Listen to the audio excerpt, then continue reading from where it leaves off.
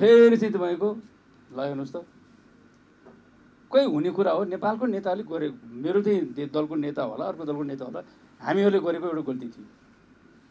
जुन दिन वीरेन्द्रको नाश भयो, वीरेन्द्रको नाश भयो त दिपेन्द्र बाँचे भए त राजा हुन्थ्यो नि त। दिपेन्द्रको पनि नाश भयो, दिपेन्द्रको त बिहे भएको थिएन, छोराछोरी नै छैन,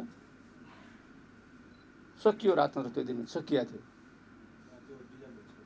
सकियो नि त।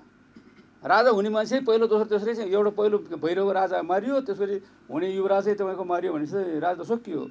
त्यो दरबारले सक्दिएको, जनताले सक्दिया हो र।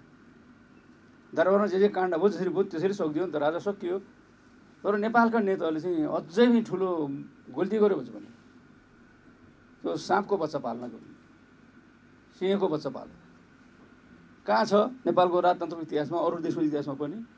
राजा मर्यो, यो राजा हुने युवराज मर्यो, बेलायतको जस्तो चाहिँ तपाईँको के अरे राजाको चाहिँ जेठी छोरी मर्यो भने राजाको चाहिँ के अरे भाइ माइलो या भाइ कान्छो, भाइ साइलो, भाइ ठाइलो ल्याउने भने कहीँ छ राजाको के अरे उसमा?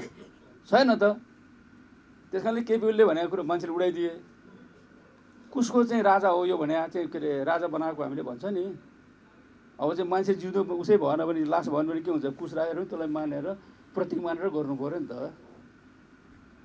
नभएको राजा हुँदै नहुने मान्छेलाई ल्याएर राजा बनायो, खाइहाल्यो 59 सालमा। सबै ग्राफ ग्रुप गरेर संसद गठन गरेर मेरो अधिकार मैले लिन्छु भने आफै ठुलो राजा भयो हो कि। अनि त्यसबाट चाहिँ फेरि जनताहरूले चाहिँ सम्झौता गरेर जनतासँग चाहिँ ऊ हार्यो, छोडेर भाग्यो। फेरि हिजो अस्ति चाहिँ बुझेँ भन्दै आइरहेको छ। यसको पछाडि दौडिने मान्छेहरू चाहिँ मैले के भन्छु भने त्यो अब चाहिँ हामीले बुझ्नुपर्छ क्या। अब चाहिँ राजालाई बोकेर चाहिँ मुलुकको विकास हुने जमाना होइन,